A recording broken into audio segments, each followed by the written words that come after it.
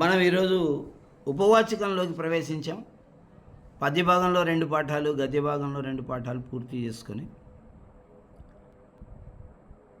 ఈ ఉపవాచకంలో మొదటి పాఠం శకుంతల పతిగృహం ప్రతిష్ఠతే.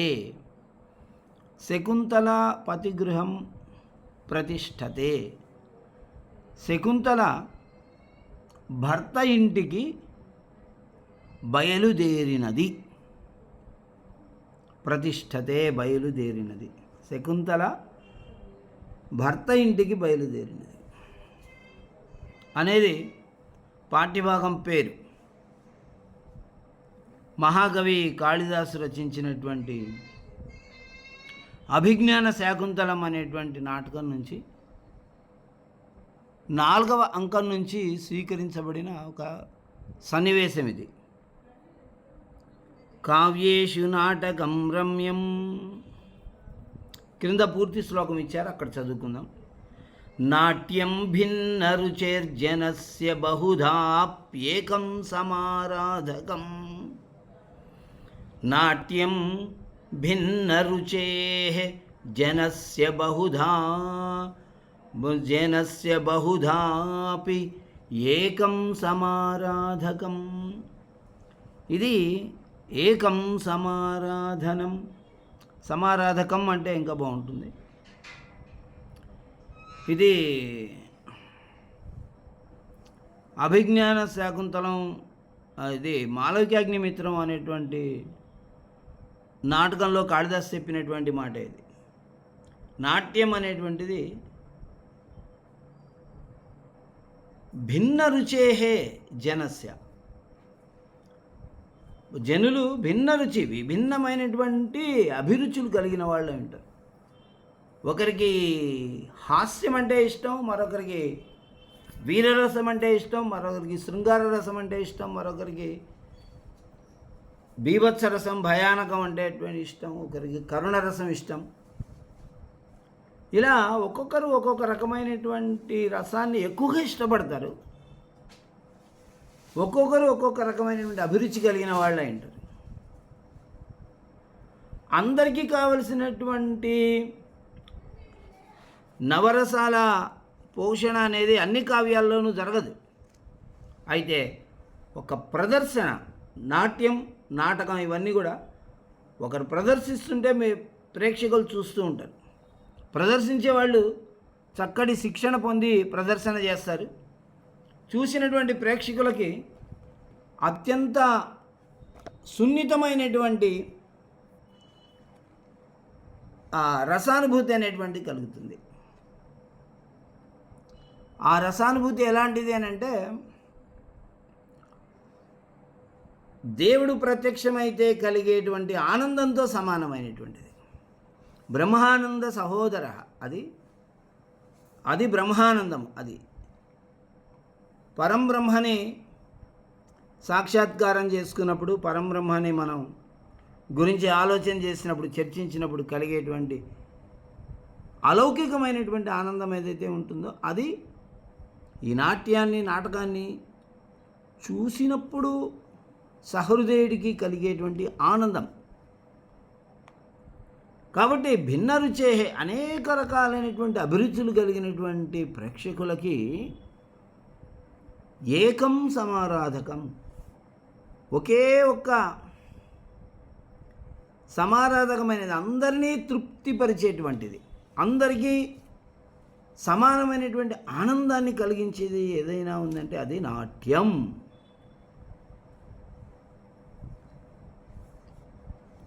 అనేటువంటి విషయాన్ని అక్కడ చెప్పారు. కాబట్టి దాన్ని ఇక్కడ మనకి గుర్తు చేస్తున్నారు. కావ్యేషు దృశ్యకావ్యాని శ్రవ్యకావ్యాని చ ద్విధా విభాగ. శ్రవ్యకావ్యాని దృశ్యకావ్యాని ఇది ద్విధా విభాగ. ఇది శ్రవ్యకావ్యం, ఇది దృశ్యకావ్యం అని మనం గతంలో చెప్పుకున్నాం. విని మనం ఆనందపడేటివి, చదివి ఆనందపడేటివి శ్రవ్యకావ్యాలు, రఘువంశం, కుమార సంభవం లాంటివి. ఇవి దృశ్య కావ్యాలు. అభిజ్ఞాన శాకుంతలం లాంటి నాటకాలన్నీ చూసి మనం నేర్చుకునేటువంటివి.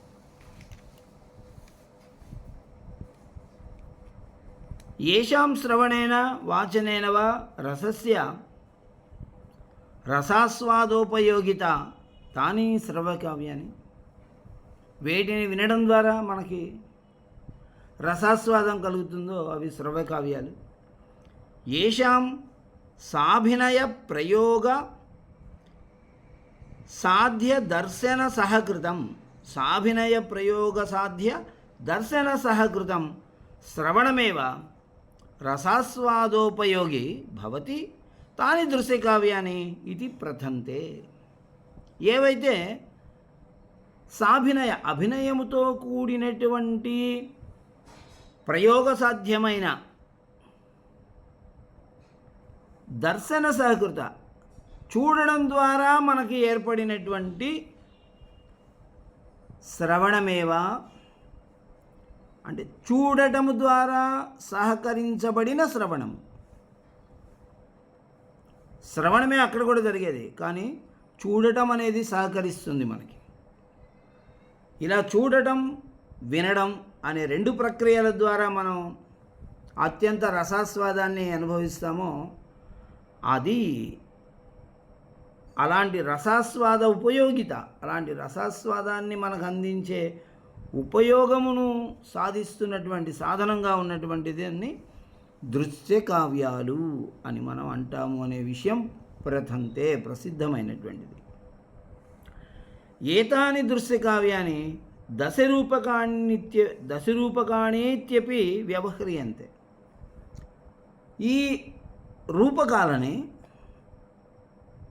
దృశ్యకావ్యాలని దశరూపకములు అని కూడా అంటారు, రూపకం అని కూడా అంటారు. రూపకం అంటే రూపములు కలిగి ఉన్నటువంటిది. ఇప్పుడు మనం రఘువంశం చదివామనుకోండి, అందులో దిలీపుడు, రఘుమహారాజు, వీళ్ళందరూ అజమహారాజు, రాముడు అందరూ వస్తారు. వాళ్ళని మనం చదువుతున్న సమయంలో మనం బుర్రతో ఊహించుకుంటాం, రాముడు ఇలా ఉంటాడు ఇట్లా ఉంటాడు. కానీ ఇక్కడ దృశ్యకావ్యంలో రాముడు ఎదురుగా ఉంటాడు మనకి. ఒక వ్యక్తి, ఆయన ఎవరో, ఆయనకి ఏదో పేరు ఉంటుంది, కానీ ఆయన ఒక శ్రీరాముడిలాగా కిరీటం పెట్టుకొని నల్లని శరీరంతో ధనస్సును చేతపట్టుకొని పీతాంబరాలు కట్టుకొని ఆయన మన కళ్ళెదురుగా నిలబడి ఆయనే శ్రీరాముడిలాగా మనతో మాట్లాడుతూ ఉంటాడు.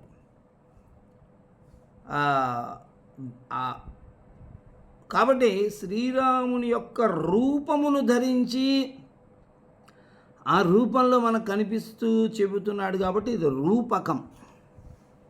శ్రవ్యకావ్యాన్ని రూపకం అంటాం. దశ రూపకం 10 రకాలుగా ఉంది రూపకం. అందులో నాటకం అనేటువంటిది ఒకటి. ఈ 10 రకాల దృశ్యకావ్యాలలో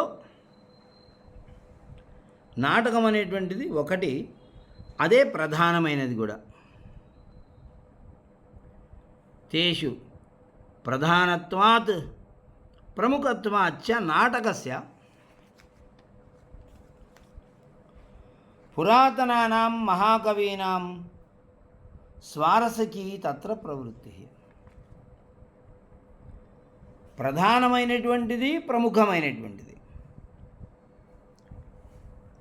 నాటకాలలో రూపకాలలో నాటకం అనేటువంటిది అత్యంత ముఖ్యమైనదై ఉండటం వల్ల మహాకవులైనటువంటి వాళ్ళందరూ కూడా ఈ నాటకం విషయంలో ప్రత్యేకమైనటువంటి అభిరుచి కలిగి ఉన్నటువంటి వారు.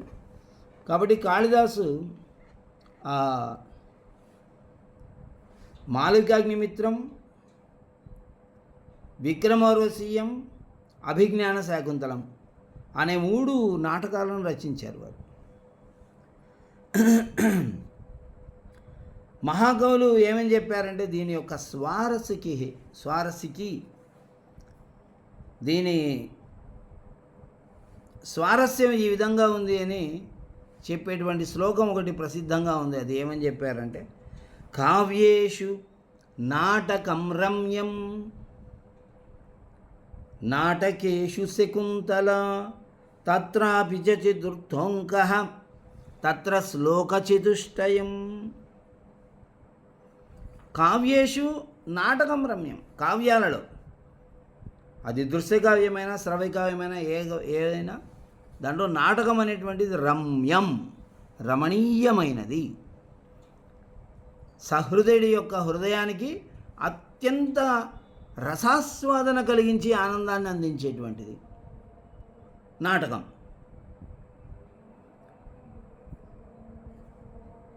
నాటకేషు శకుంతల, నాటకాలలో కూడా ఈ శాకుంతలం అనేటువంటిది, అభిజ్ఞాన శాకుంతలం అనేటువంటి నాటకం అత్యంత రమణీయం. ప్రపంచంలో ఇప్పటి వరకు ఉన్నటువంటి నాటకాలలో, కవులు రచించినటువంటి వాటిల్లో అభిజ్ఞాన శాకుంతలం అనేది అత్యంత ఉన్నతమైనటువంటి స్థాయిలో ఉంచదగినటువంటి నాటకంగా ప్రపంచ సాహిత్య విమర్శకులు దానికి ఈ విధమైనటువంటి గొప్పతనాన్ని అందించారు. తత్రాపి చతుర్థోంక, నాటకాలలో శాకుంతల నాటకం అనేది ఉన్నతమైనది. ఆ శాకుంతల నాటకంలో కూడా చతుర్థాంకం ఉన్నతమైనది. తత్ర శ్లోక చతుష్టయం, అందులో కూడా ఒక 4 శ్లోకాలు చాలా చాలా ఉన్నతమైనవి అని. అభిజ్ఞాన శాకుంతలానికి ఒక ప్రత్యేకత ఉంది. అభిజ్ఞాన శాకుంతలంలో కూడా 4వ అంకానికి ఒక ప్రత్యేకత ఉంది. ఆ 4వ అంకంలో కూడా 4 శ్లోకాలు ఉన్నాయి, వాటికి మరింత ప్రత్యేకత ఉంది. ఇది సాహిత్య విదాం ప్రసిద్ధ్యా శాకుంతల నాటకస్య ప్రథమ గణనీయత, మొట్టమొదలు లెక్కెట్టాల్సినటువంటిది అభిజ్ఞాన శాకుంతలం నాటకాలలో. అస్య నాటకస్య కర్త ప్రసిద్ధో మహాకవి కాళిదాసః. అత్ర చోద్ధృతో భాగశ్చతుర్థాంకగతః. ఇక్కడ మనకి స్వీకరించబడినటువంటి పాఠ్యభాగం 4వ అంకంలో ఉంది. అత్ర పుత్రప్రేమాస్పదాం శకుంతలాం మృగయా వ్యాజేన ఆశ్రమపదం ప్రాప్తే మహారాజే దృశ్యంతే బద్ధభావాం తేన చ పరిణతాం అంతర్దృశా జ్ఞాతవాన్ కశ్యపః తాం సానందమభినంద్య పతిగృహం ప్రేషయితు కామః దుహితృవియోగ ప్రయుక్తాం వేదనామనుభవతి. ఇక్కడ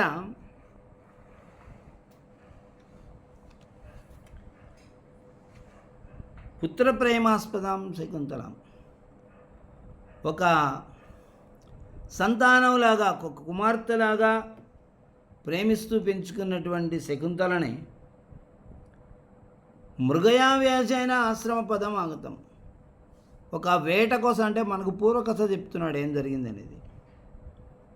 వేటాడడం కోసం వచ్చినటువంటి దుష్యంతుడు అనుకోకుండా ఈ ఆశ్రమానికి వచ్చాడు. ఆ ఆశ్రమంలో మహారాజు అయినటువంటి దుష్యంతుని యందు బద్ధభావ, ప్రేమ కలిగినదిగా అయ్యింది శకుంతల. తేన పరిణీత, ఆ మహారాజు చేత ఈవిడ గాంధర్వ వివాహం చేసుకుంది. ఒకరోజు ఈ దుష్యంత మహారాజు వేట కోసం వచ్చినటువంటి వాడే ఆ జింకను తరుముతూ కణవ మహర్షి ఆశ్రమంలోకి వచ్చాడు. అక్కడ శకుంతలను చూశాడు. చూసి మొదటి చూపులోనే ఆయన శకుంతలను ప్రేమించాడు, శకుంతల కూడా ఆయనను ప్రేమించింది. వాళ్ళిద్దరూ గాంధర్వ వివాహం చేసుకున్నారు.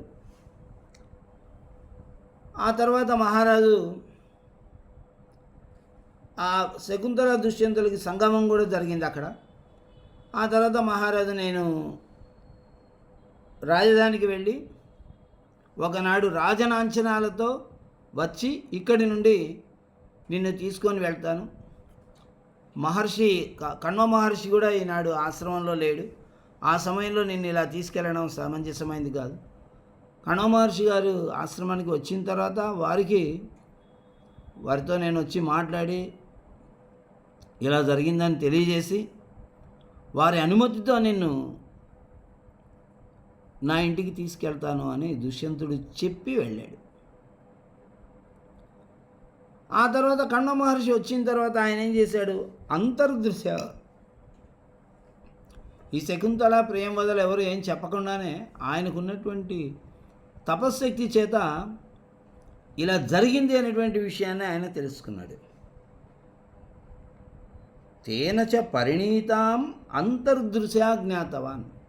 తేన దుష్యంతుని చేత పరిణీతాం వివాహము చేసుకోబడినది ఈ శకుంతల అనే విషయాన్ని అంతర్దృశ్య తన యొక్క మనోనేత్రము ద్వారా జ్ఞాతవాన్ తెలుసుకున్నటువంటి కశ్యప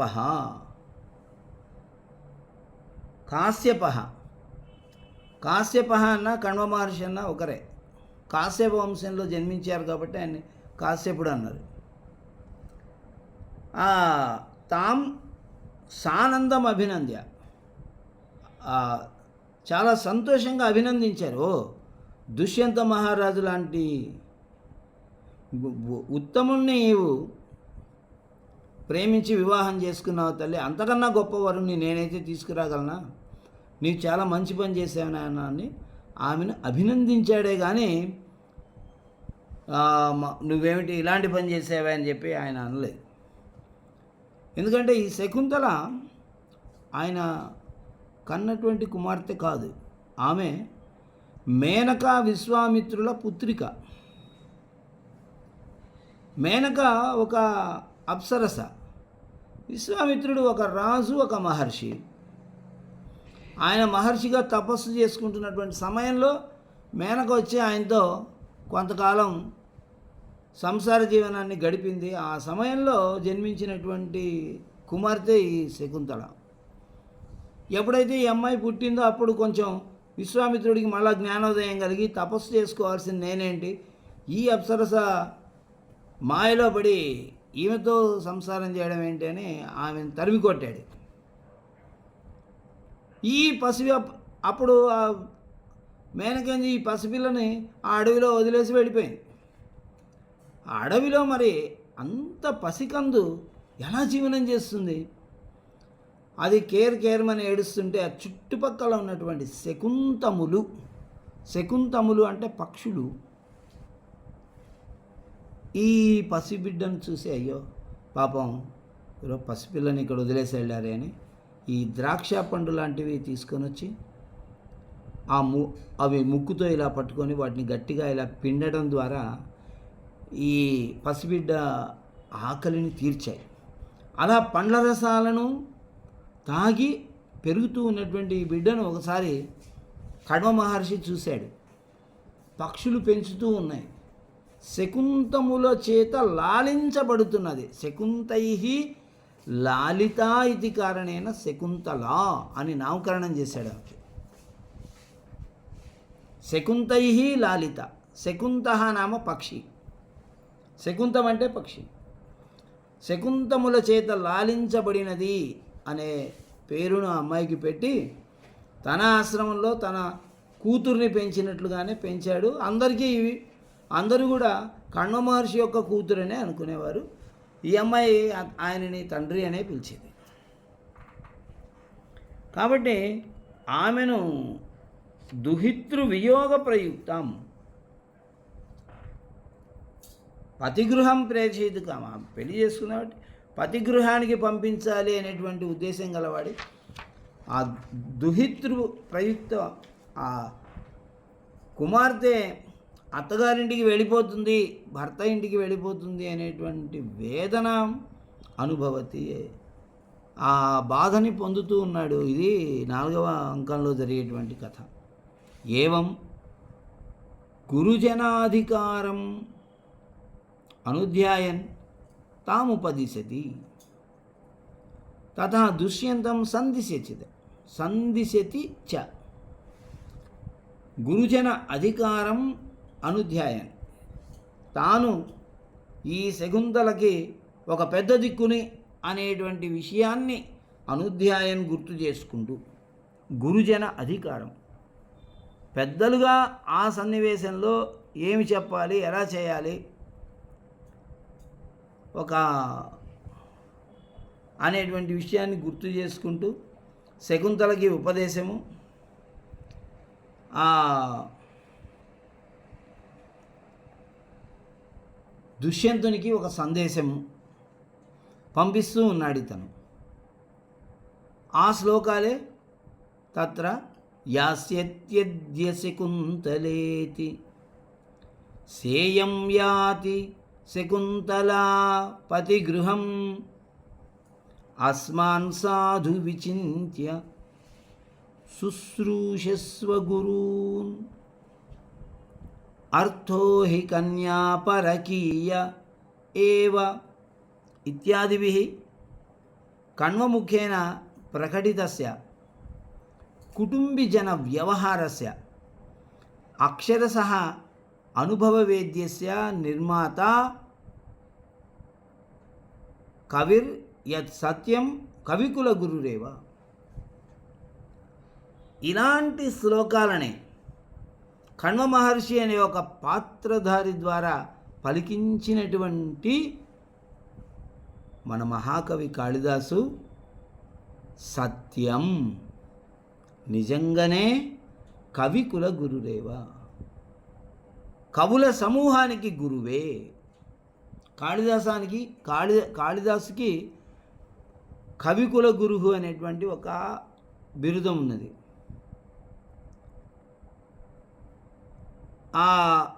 ఆయన నిజంగా కవుల సమూహానికి గురువే. ఎందుకంటే ఇవి కుటుంబిజన వ్యవహార, కుటుంబాన్ని భరించేటువంటి వాడు కుటుంబీ, గృహస్థుడు. ఆ గృహస్థుడికి ఉండేటువంటి వ్యవహారాలు, అమ్మాయికి పెళ్లి చేయడం, అత్తగారింటికి పంపించడం, ఇలాంటివి, వాటిని అక్షరశః అక్షరం అనుభవవేద్యస్య నిర్మాత, అనుభవించిన వాడిలాగా నిర్మాత ఈ కావ్యాన్ని నిర్మించాడు కాళిదాసు. అందులో చదువుతున్నటువంటి ప్రతి ఒక్క అక్షరం కూడా సహృదయుడి యొక్క మనస్సుని కదిలిస్తుంది.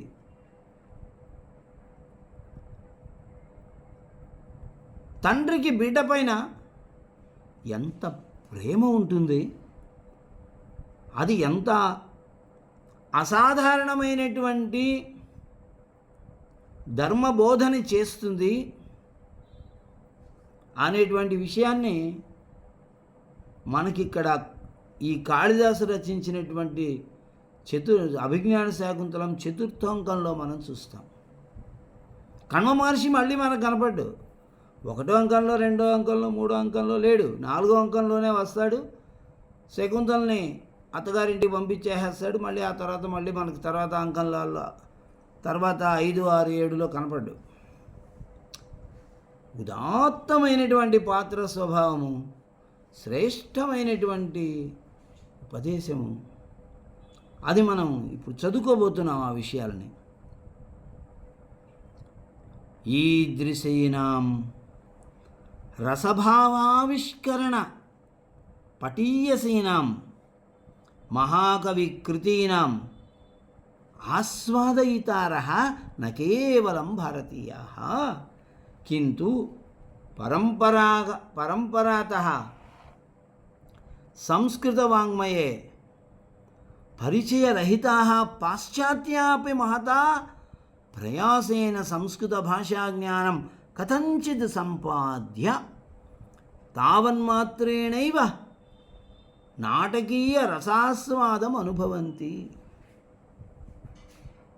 ఈదృశీనాం, ఈ విధమైనటువంటి రసభావ ఆవిష్కరణ, రసములను భావములను ఆవిష్కరించేటువంటి పటీయసీనాం, నైపుణ్యములు కలిగి ఉన్నటువంటి మహాకవి కృతీనాం, మహాకవుల యొక్క కృతీనాం రచనలను ఆస్వాదయితారః ఆస్వాదించేటువంటి వారు న కేవలం భారతీయాః భారతీయులు మాత్రమే కాదు, పరంపరాతః చాలా కాలం నుండి పరంపరగా వస్తున్నటువంటి సంస్కృత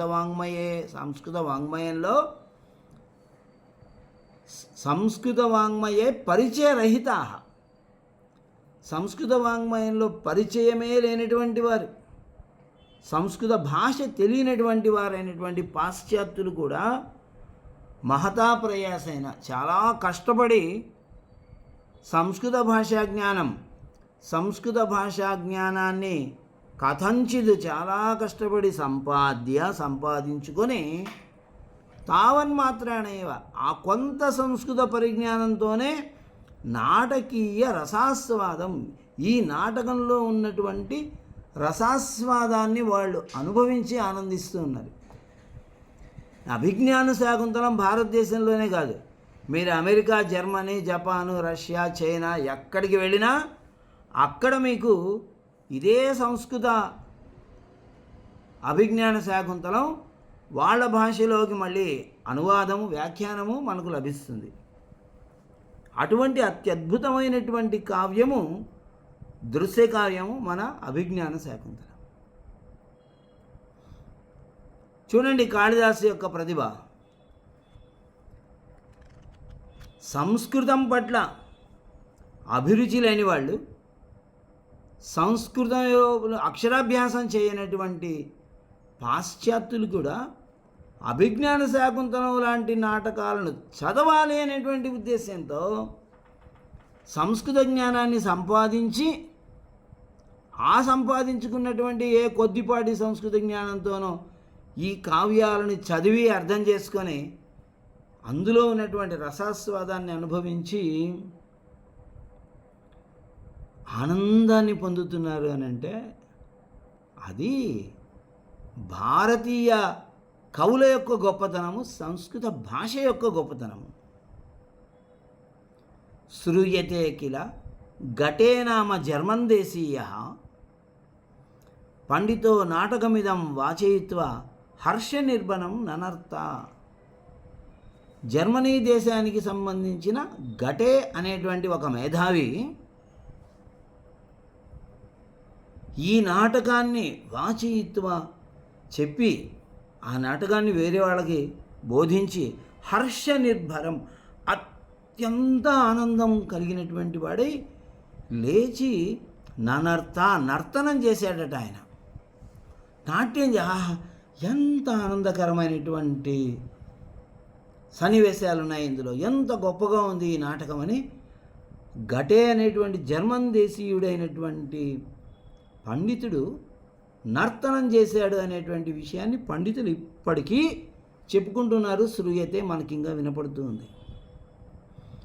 అపరేచ పాశ్చాత్య పండితాః ఏతన్నాటకకర్తారం కాళిదాసం షేక్స్పియర్ సదృశమేవ మన్యంతే. ఇంకా మరికొంతమంది పాశ్చాత్య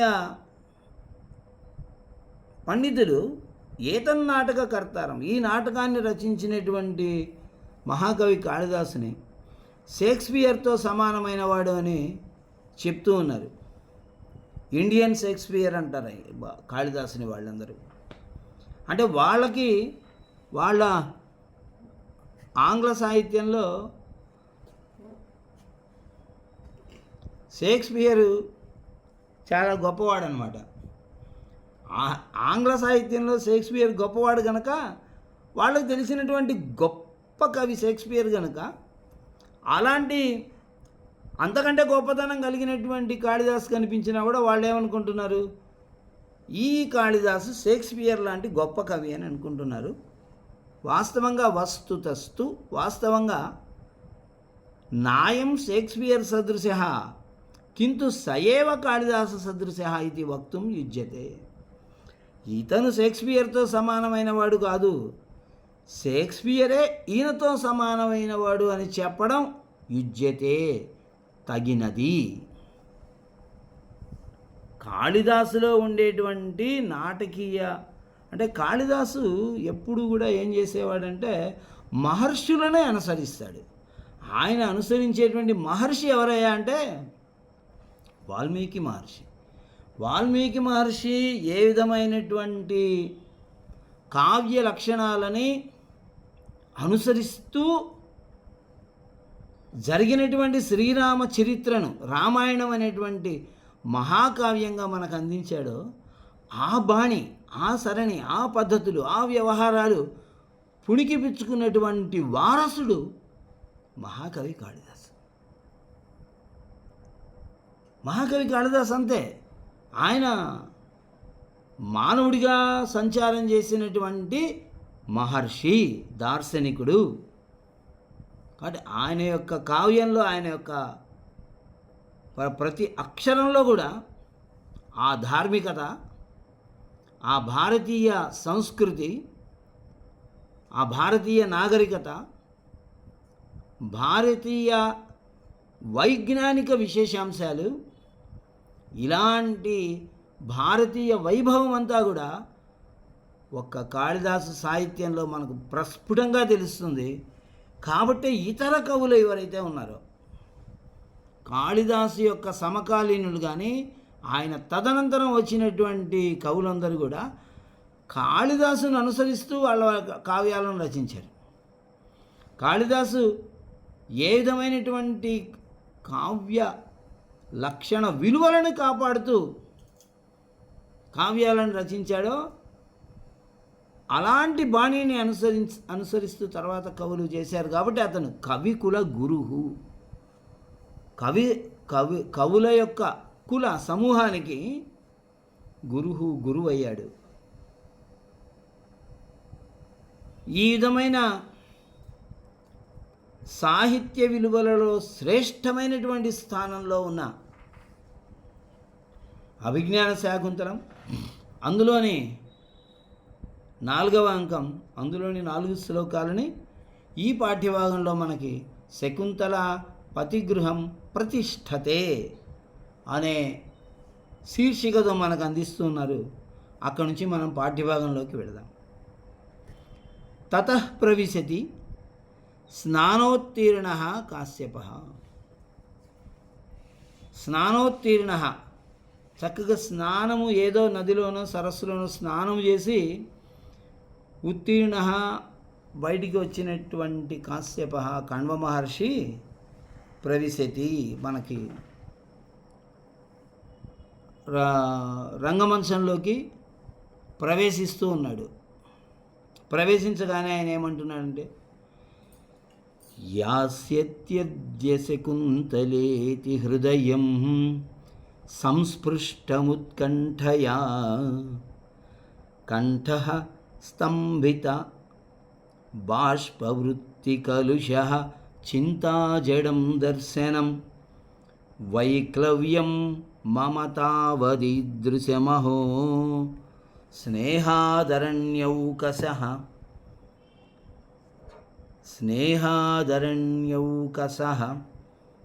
పీడ్యంతే గృహిణః కథం ను తనయా విశ్లేష దుఃఖైర్నవైః యాస్యత్యద్య శకుంతలేతి హృదయం. శకుంతల అద్య యాస్యతి. శకుంతల ఈరోజు పతిగృహం యాస్యతి, భర్త యొక్క ఇంటికి వెళ్ళిపోతుంది అనేటువంటి విషయాన్ని తలచుకొని ఈ కణ్వ మహర్షి ఏ విధంగా బాధపడుతున్నాడు అనేటువంటి అంశాన్ని ఈ శ్లోకంలో చెప్తున్నాడు. యాస్యతి అద్య శకుంతల. అద్య, ఈనాడు శకుంతల, నా పుత్రిక అయినటువంటి శకుంతల యాస్యతి, పతిగృహానికి వెళుతూ ఉన్నది. మే నా యొక్క హృదయము ఉత్కంఠయా, ఆవేదన చేత, ఆవేగము చేత, సంస్పృష్టం ఆవరించబడినది, ఒత్తిడికి గురవుతున్నది. కంఠస్వరం అనేది స్తంభిత బాష్పవృత్తి కలుష. కంఠం అనేది స్తంభించిపోయింది. ఎలా? బాష్పవృత్తి, కళ్ళ నుండి ఏర్పడుతున్నటువంటి కన్నీటి ధారల చేత కలుషిత, కంఠం అనేది కలుషితమైపోతుంది. కంఠం మామూలుగా మాట్లాడుతూ ఉంటే మాట తర్వాత మాట వస్తూ ఉంటుంది. కానీ మనం దుఃఖానికి గురి అయి ఉన్నటువంటి సమయంలో మనం మాట్లాడుతూ ఉన్నప్పుడు ఏమవుతుందంటే ఆ మాట స్పష్టంగా బయటికి రాకుండా తడబడడం. 5-6 పదాలు మాట్లాడితే 2-3 పదాలు మాత్రమే ఎదుటివాడికి వినపడతాయి, 2-3 స్పష్టంగా వినపడవు. ఇది కాలుష్యం అంటే. కంఠంలో నుంచి వస్తున్నటువంటి మాటకి స్వర కాలుష్యం ఎలా ఏర్పడుతుందంటే దుఃఖం ద్వారా. ఆ దుఃఖం అనేటువంటిది కంఠాన్ని స్తంభింపజేస్తుంది, ఆపేస్తుంది. కాబట్టి నోట్లో నుంచి అతి కష్టంగా మనం ప్రయత్నపూర్వకంగా మాట్లాడాల్సి వస్తుంది దుఃఖంలో ఉన్న సమయంలో. కాబట్టి ఆ దుఃఖం అనేది నన్ను ఆ విధంగా చింతా జడం దర్శనం చూపు అనేటువంటిది చింత, ఈ శకుంతల వెళ్ళిపోతుంది అనేటువంటి చింత చేత జడం స్తంభించిపోయింది. అది కూడా తెలియట్లేదు. ఇటు చూస్తే అక్కడే ఆగిపోతుంది చూపు, ఇటు చూస్తే ఇక్కడే ఆగిపోతుంది. ఏం చూస్తున్నాడో తెలియట్లేదు. చూపు అనేది ఒక వస్తువు మీద పడ్డప్పుడు ఆ వస్తువు ఏంటో మనకు స్ఫురణకు రావాలి, దాని యొక్క ఉపయోగాలు వ్యవహారం అంతా బుర్రలోకి రావాలి. అది రావట్లేదు. రాకపోవడాన్ని స్తంభించిపోయింది చూపు అని అంటున్నాడు. కాబట్టి మనస్సు ఒకచోట, ఇంద్రియాలు ఒకచోట ఉన్నప్పుడు ఆ జ్ఞానం ఏర్పడదు. కళ్ళతో ఒక వస్తువును చూస్తున్నప్పటికీ కూడా మనస్సు అనేది వేరే చింతలపైన ఉండటం వల్ల ఏ వస్తువును చూస్తున్నామో దానికి సంబంధించిన పరిజ్ఞానం ఏర్పడదు. అది చింత జడం దర్శనం చూపు అనేది చింత ఆలోచన చేత జడ పదార్థంగా మారిపోయింది, కదలిక లేనిదిగా అయ్యింది. వైక్లవ్యం మమ నాకు వైక్లవ్యం అరణ్యౌకసః ఆ అడవియందు నివాసముంటున్నటువంటి నాకు మమ తావతి స్నేహాత్ ప్రేమ వలన, కూతురు పట్ల ఉండేటువంటి అనురాగం వలన ఈ విధమైనటువంటి వైక్లవ్యం కలవరము, అయ్యో నా కూతురు వెళ్ళిపోతుంది అనేటువంటి వైక్లవ్యం బాధ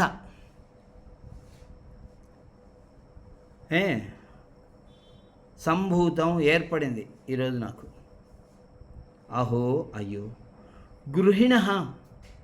గృహస్థులు నవై క్రొత్తవైనటువంటి తనయా విశ్లేష దుఃఖై, తనయా కుమార్తెను విశ్లేష ఎడబాటు చేసుకోవడం ద్వారా, కుమార్తె యొక్క వియోగాన్ని పొందడం ద్వారా ఏర్పడినటువంటి దుఃఖముల చేత కథంను పీడ్యంతే, ఎలా బాధింపబడుతున్నారో కదా. నవై దుఃఖై, ఇవి కొత్త దుఃఖాలు, మళ్ళీ వచ్చేటివి కాదు. తలనొప్పి, కడుపు నొప్పి, డబ్బు లేకపోవడం, ఇలాంటి దుఃఖాలు ఏవో మానవుడికి అనారోగ్యాలు ఏవో వచ్చేటువంటి దుఃఖాలు ఏవైతే ఉన్నాయో అవి జీవితంలో మళ్ళీ వస్తుంటాయి. కాబట్టి మళ్ళీ అనుభవిస్తుంటారు. కూతుర్ని అత్తగారింటికి పంపించే సమయంలో తండ్రికి కలిగేటువంటి దుఃఖం ఏదైతే ఉందో అది జీవితంలో ఒక్కసారే వచ్చేటువంటి దుఃఖం. అందుకని నవై దుఃఖై, నూతనములైన దుఃఖాలు ఇవే అని అంటున్నాడు. మహానుభావులు ఎవరైనా ఒక 4-5 కుమార్తెలుండి వాళ్ళకి వివాహాలు చేసి అత్తగారింటికి పంపించారంటే కొంచెం అలవాటు పడతారు. పెద్ద అమ్మాయికి పెళ్లి చేసినప్పుడు కొంచెం ఇబ్బంది పడతారు. 4వ అమ్మాయికి పెళ్లి చేస్తున్నప్పుడు ఆ 3 అనుభవాలు ఉంటాయి కాబట్టి కొంచెం పాతబడి ఉంటారు. ఇక్కడ అయ్యో నేను అరణ్యౌకసః అడవిలో నివసించేటువంటి మహర్షినైనటువంటి నాకు ఈరోజు శకుంతల పతిగృహానికి వెళుతుంది కదా అని తలుచుకుంటేనే చూపు ఆగిపోతోంది, బుద్ధి పనిచేయడం లేదు, హృదయం స్తంభించిపోయింది, నాకు ఏమి ఆలోచనలు రావట్లేదు. బాష్పవృత్తి కలుష, కళ్ళెంబడి జటజట కారిపోతున్నటువంటి ధారా ప్రవాహము చేత హృదయం అనేది స్తంభించిపోయింది అని అనుకుంటున్నాను నేను. నా పరిస్థితే ఇలా ఉంది. ఇంత తపస్సంపన్నుడిని నేను, ఇంద్రియాలన్నింటినీ వశంలో ఉంచుకున్నటువంటి వాడిని నేను. అటువంటి నాకు ఇలాంటి పరిస్థితి ఉందంటే సాధారణ మానవులైనటువంటి గృహస్థులు అన్ని సంవత్సరాలు పెంచుకొని లాలించి పాలించి వెన్నముద్దలు తినిపించి పెంచుకున్నటువంటి ఆడకూతుర్ని ఎవరో దానయ్య చేతిలో పెట్టి అత్తగారింటికి పంపించేటువంటి సమయంలో ఎంత బాధపడతారో కదా, ఎంత పుత్రికని మనము పోగొట్టుకుంటున్నామని ఎంత ఇబ్బంది పడతారో కదా అని అనుకుంటూ ఉన్నారు. మీలో చాలామందికి ఈ విధమైనటువంటి అనుభవం ఉంటుందని నేను అనుకుంటున్నాను. భగవంతుడు నాకు కూడా ఒక కూతుర్ని ఇచ్చాడు. ఆ అనుభవం ఒకరోజు నాకు కూడా వస్తుంది. ఈరోజు పాఠం రూపంలో చెప్తున్నాను, ఆ రోజు అనుభవించాల్సిన రోజు ఒకటి ఉంటుంది. ఏమి కానీ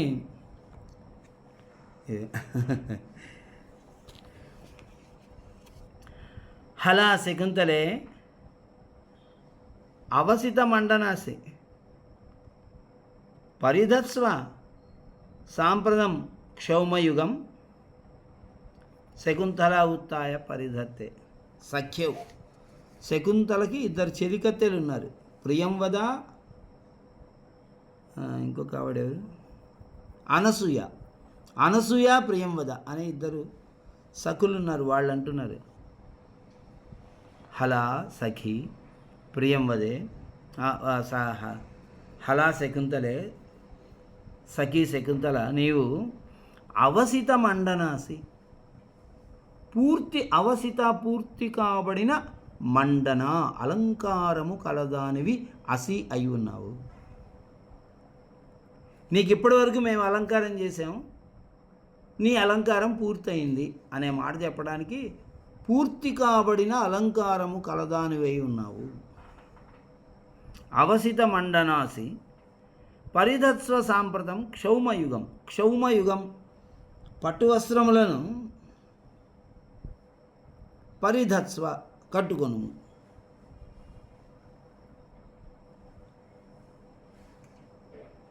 నీ అలంకారం పూర్తయింది, ఇంకా నువ్వు పట్టుబట్టలు కట్టుకోవడమే ఆలస్యం. సాంప్రతం ప్రస్తుతము పట్టుబట్టల్ని కట్టుకో, పరిధత్స్వ కట్టుకొనుము అని వాళ్ళు చెప్పారు. చెప్పగానే శకుంతల ఉత్థాయ పరిధత్తే, శకుంతల అక్కడ కూర్చొని వాళ్ళ చేత అలంకారం చేసుకుంటున్నది. ఉత్థాయ పైకి లేచి వాళ్ళు ఇచ్చినటువంటి ఆ వస్త్రాలని కట్టుకుంది. గౌతమి వచ్చి మాట్లాడుతున్నది. జాతే ఏషతే ఆనంద పరివాహిణ చక్షుష పరిష్వజమాన ఇవ గురుజన ఉపస్థిత ఆచారం తావత్ ప్రతిపద్యస్వ. జాతే ఏషతే ఆనంద పరివాహిణ చక్షుష పరిష్వజమాన ఇవ గురుజన ఉపస్థిత. జాతే పుత్రి, ఓ పుత్రిక,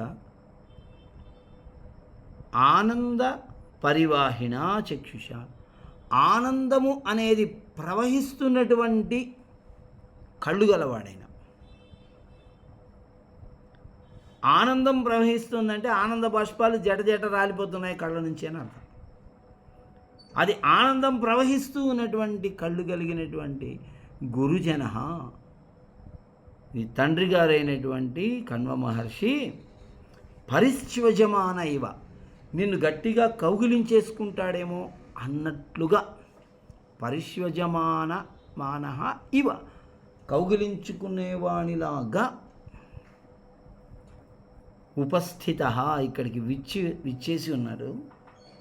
ఆచారం, పెద్దలలా వచ్చినప్పుడు ఆచారం ప్రకారం చేయవలసిన దాన్ని ప్రతిపద్యస్వ, ఆచరించుము. తావత్, దానిని అనుసరించి, ఆచారమును ప్రతిపద్యస్వ, ఆచరించుము అని చెప్పింది. ఈ గౌతమి అనే ఆవిడ ఆ ఆశ్రమంలో ఉండేటువంటి ఒక పెద్ద దిక్కు వీళ్ళకి. కణ్వ మహర్షి ఆశ్రమ యజమాని, ఆయన పెద్దవాడు. ఈ గౌతమి కూడా ఒక పెద్ద వయస్సు కలిగినటువంటి ఒక తపస్విని. కాబట్టి ఆవిడ ఒక పెద్ద దిక్కులాగా ఉంటూ అందరికీ ఇలాంటి మంచి విషయాలని చెప్తుంది. అమ్మ, నీ తండ్రి కళ్ళెంబడి ఆనందం ప్రవహిస్తూ ఉన్నటువంటి వాడై నిన్ను గట్టిగా కౌగిలించుకుంటాడేమో అన్నట్టుగా ఉంది ఆయన చూస్తూ ఉంటే. అలాంటి పరిస్థితిలో ఇక్కడికి వచ్చాడు నాన్న, ఆచారం ప్రకారం నువ్వు చేయవలసింది చెయ్యి అని చెప్తే శకుంతల ఏం చేసింది? సవ్రీడం తాత వందే. సవ్రీడం సిగ్గుపడిపోతూ తాను లేచి నిలబడి, తండ్రి నమస్కారం, తాత వందే, తండ్రి నేను నీకు నమస్కరిస్తున్నాను అని ఆయనకి ఒక నమస్కారం చేసింది. ఒక నిమిషం, ఏం వచ్చాయి?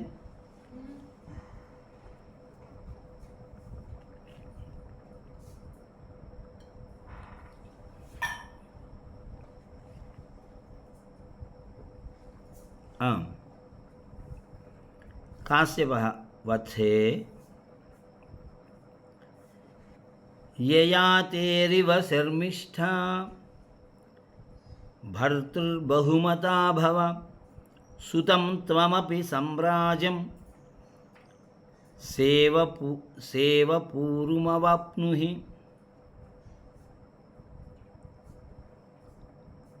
సైవ పూరుమవాప్నుహి.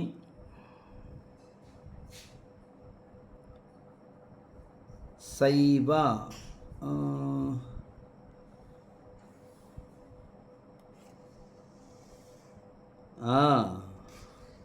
సేవ కాదు, శైవ. అక్కడ ఐత్వం పెట్టుకోండి.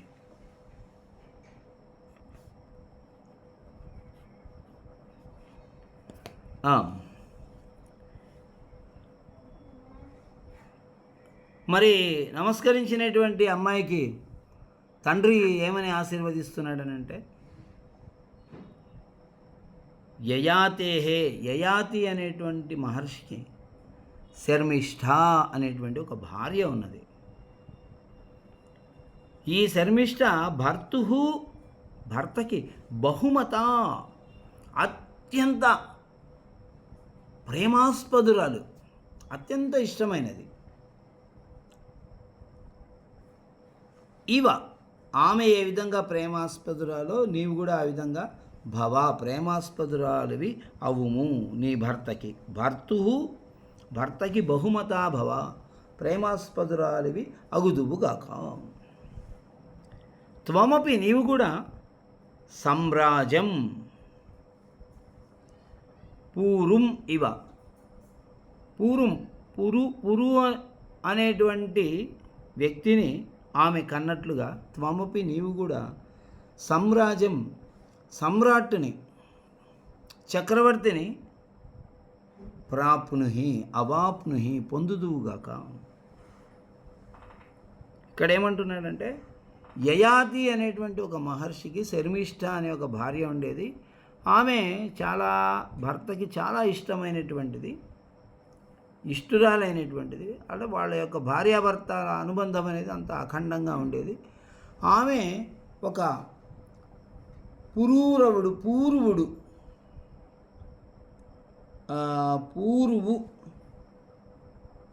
అనే ఒక చక్రవర్తిని కన్నది. చంద్రవంశం యొక్క కర్త ఆయన. ఎవరు? పూరువుడు. ఆ పూరుని వలె నీవు కూడా, ఆమె పూరుణ్ణి కన్నట్టు నీవు కూడా ఒక చక్రవర్తి అయినటువంటి కుమారుణ్ణి కందువుగాక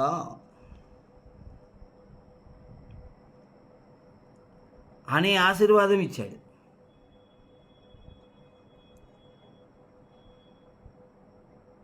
గౌతమి అంటుంది, భగవన్ వరఃకల్వేష నా అసీహి. భగవన్, పూజ్యుడా, ఇది ఆశీర్వాదం కాదు మీరు ఇచ్చింది. నా ఆసీహి, ఇది ఆశీర్వాదం కాదు. వరహ, శ్రేష్టమైనటువంటి వరాన్నే ఇచ్చారు. ఆశీర్వాదానికి వరానికి తేడా ఏంటంటే, ఆశీర్వాదం అనేది మనం కూడా ఇస్తాం అందరికీ. మన పాదాలకు నమస్కారం చేసిన వాళ్ళకు కూడా వాడి యోగ్యతను బట్టి విద్యావాన్ భవానో, ఉద్యోగ ప్రాప్తిరస్తనో, మనోవంఛ ఫలసిద్ధిరస్తు, దీర్ఘాయుష్మతి భవ, దీర్ఘాయుష్మాన్ భవ, దీర్ఘ సుమంగళి భవ, ఇలా ఆ సందర్భాన్ని బట్టి, ఆ నమస్కరిస్తున్న వ్యక్తిని బట్టి వాళ్ళకు ఒక ఆశీర్వాదం అనేది ఇస్తాం మనం. అంటే మన యొక్క శుభకామన అది, వాళ్ళకి అలాంటిది జరగాలి అనేది. అది జరగచ్చు, జరగకపోవచ్చు. కానీ ఒక మహర్షి అనేటువంటి వాడు ఇలా అన్నాడు అనుకోండి, అయిపోయింది, అది ఖచ్చితంగా జరిగే తీరుతుంది, మళ్ళీ రెండో మాటలేదు. వారి దగ్గర అలాంటి తపశక్తి అనేది ఉంటుంది కదా, వాళ్ళు వరం ఇచ్చినా శాపం ఇచ్చినా ఫలిస్తుంది. కాబట్టి గౌతమి ఉంటుంది, ఇది ఆశీర్వాదం కాదండి, గొప్ప వరమే ఇచ్చారు మీరు. భగవన్ వరః కల్వేష నా ఆసి, పూజ్యుడా ఇది వరము కదా, ఆశీర్వచనము కాదు అన్నది. కాశ్యపుడు అంటున్నాడు, వత్సే ఇత సద్యో హుతాగ్నిన్ ప్రదక్షిణీకురుస్వ. వత్సే అనేటువంటి పిలుపు తండ్రి కుమార్తె పట్ల పిలుస్తాడు. అబ్బాయి అయితే వత్స అంటాడు. వత్సరామ ధనుఃపస్య, రామ ధనస్సును చూడు, వత్స. విశ్వామిత్రుడు అంటున్నాడు వత్స అని రాముడిని ఎక్కడ. వత్సే, వాస్తవంగా వత్స అనేటువంటి పదానికి ఆవు దూడ అని అర్థం. ఆవుకుంటుంది కదా చిన్న దూడ, అది వత్స. వత్స ఆ పేరుతోనే తండ్రి తన పిల్లల్ని పిలుచుకుంటాడు.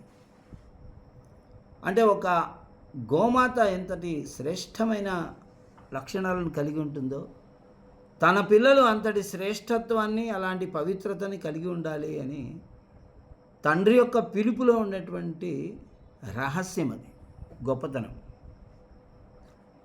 ఇలాంటివి భారతీయులకు మాత్రమే తెలుసు. పిల్లకి ఏదో పేరు పెట్టుకొని ఉంటాడు, ఏదో పిల్లకు ఒక పేరు, పిల్లాడికి ఒక పేరు, నామకరణం అని చెప్పి బంధుమిత్రులందరినీ పిలిచి పెట్టింటారు. ఆ పేరుతో పిలవడుగా పిల్లల్ని, పిలవకూడదు కూడా. తండ్రి అయినటువంటి వాడు, తల్లిదండ్రులు వాళ్ళకు ఉన్నటువంటి పేర్లతో పిల్లల్ని పిలవకూడదు. ఇలా వచ్చే ఓ దూడా,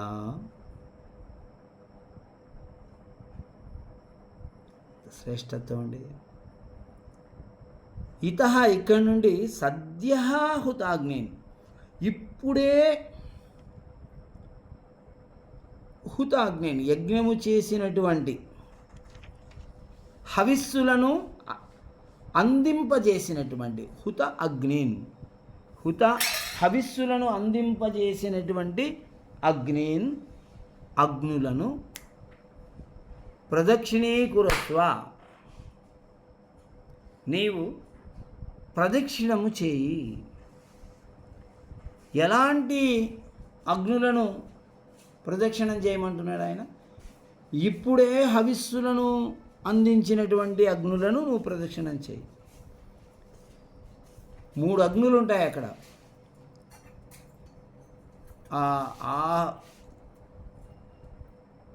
గార్హస్, అది ఆహవనీయ, దక్షిణ, విశ్వేదేవ అనుకుంటాను, రేపు చెప్తాను మీకు ఆ విషయం. ఆ 3 అగ్నులకి ప్రతిరోజు ఆహుతులు ఇవ్వాలి. ఇప్పుడే నేను ఆహుతులు ఇవ్వడం పూర్తి చేశాను, నీవు ప్రదక్షిణం చేయి.